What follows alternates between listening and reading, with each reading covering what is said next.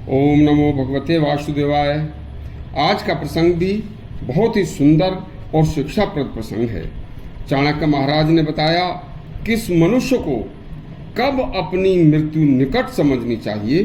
सुनिए, आचार्य चाणक्य ने सभी शास्त्रों से खोज कर एक दुर्लभ श्रेणी की बात बताई थी कि किस मनुष्य को अपनी मृत्यु निकट समझनी चाहिए।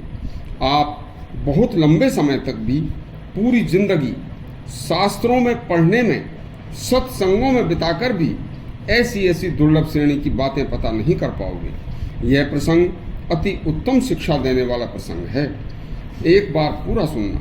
आप इस प्रसंग को सुनकर हर कार्य पूर्ण रूपेण सोच समझ कर करेंगे।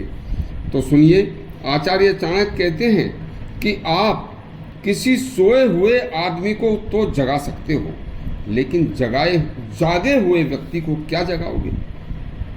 आचार्य कहते हैं कि आप अज्ञानी को ज्ञान का बोध करा सकते हो, लेकिन जो मूर्ख है वह अपने को ज्ञानी समझता है और आपका ऐसे मनुष्य से पाला पड़ जाए, तब आप उसके हित की बात भी यदि उसे समझाने लगें तो वह मूर्ख अपने अहंकार और मूर्खता के कारण आपका उल्टा अहित ही सोचेगा। आचार्य ने पंचतत्व की एक छोटी सी कथा सुनाई थी। सुनिए। बरसात का मौसम था। कई दिन से भारी बारिश हो रही थी। सभी जीव जंतु अपने अपने घोंसलों में ठिकानों में डूब के बैठे थे। वहां एक वृक्ष पर एक बंदर बारिश में भीग कर ठंड से कांप रहा था। तभी उसी पेड़ पर एक चिड़िया का घोंसला भी था। चिड़िया अपने घोंसले में चुपचाप आराम से दुबकी बैठी थी। उसने बंदर को ठंड से कांपते हुए देखकर तरस खाकर कहा कि हे बंदर भैया, भगवान ने तुम्हें दो हाथ दिए हैं, तो तुम ऐसे आपदा के समय के लिए एक अपना छोटा सा घर बना सकते हो, लेकिन क्यों नहीं बनाते। मूर्ख बंदर ने कहा कि यह चिड़िया मेरा मजाक उड़ा रही है। बस गुस्से में आकर उस बेचारी चिड़िया का घोंसला उस बंदर ने तोड़ फोड़ कर नष्ट कर दिया और फेंक दिया। इसलिए चाणक्य कहते हैं कि मूर्ख को उपदेश मत दो। उन्होंने बताया जिसे ज्ञान न हो उसे आप कोई भी बात सरलता से प्यार से समझा सकते हो, लेकिन मूर्ख व्यक्ति को तो उसके हित की बात बताना भी कठिन ही नहीं, अति मुश्किल कार्य है।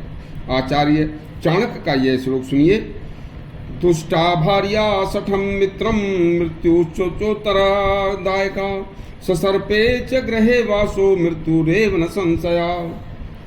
इस श्लोक का अर्थ है, जिसकी स्त्री दुष्ट हो, मित्र नीच हो, उसका स्वभाव नीचता से भरा हो, नौकर जवाब देने वाला हो, जिस घर में सर्प रहता हो, ऐसे घर में रहने वाले व्यक्ति पति पत्नी के दुष्ट आचरण से, मित्र की नीचता से भरे व्यवहार से, नौकर के सामना करने वाले कृत्य से कुड़ कर ऐसा आदमी बहुत जल्दी मर जाता है।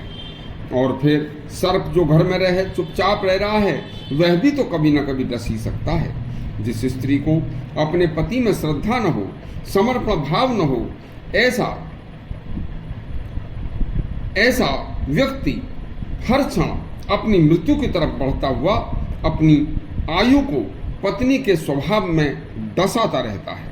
उसकी पत्नी का स्वभाव उसकी आयु को डसती रहती है। कपटी मित्र, मुंह फट नौकर भी मनुष्य की आयु को कम करने वाले होते हैं। एक कहावत है, दुष्ट संग न दे विधाता, इससे भला नरक का वासा। देखिए, कपटी व दुष्ट स्त्री, मित्र या कोई भी अपना कहता हो, वह अपने व्यवहार से हमें हर समय कष्ट देंगे। उनसे जैसे भी हो नाता तोड़ लेना चाहिए। उनके साथ रहना तो नरक के बास की तरह है। देखिए, जिस स्थान पर मनुष्य जहाँ रह रहा हो, वहाँ उसके अपने निजी बंधु बांधव न हो, शुभ चिंतक न हो, कोई अपना सच्चा मित्र न हो, विद्या अध्ययन करने के साधन न हो, धन कमाने के साधन न हो, और कोई मनुष्य फिर भी वहीं रह रहा हो, तो समझो उसकी मृत्यु निकट है। इसलिए ऐसे स्थान को शीघ्र छोड़ देना चाहिए।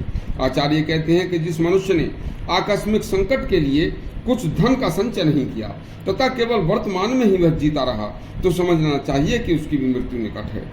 इसलिए हर मनुष्य को आपदा के समय के लिए कुछ धन का संचय अवश्य करना चाहिए और इसी के साथ साथ भविष्य के बारे में हरि नाम के साथ साथ जीवन जीते हुए जरूर सोचना चाहिए। जो भविष्य में के बारे में कुछ भी नहीं सोचते, बस समझ लो उनकी मृत्यु निकट है।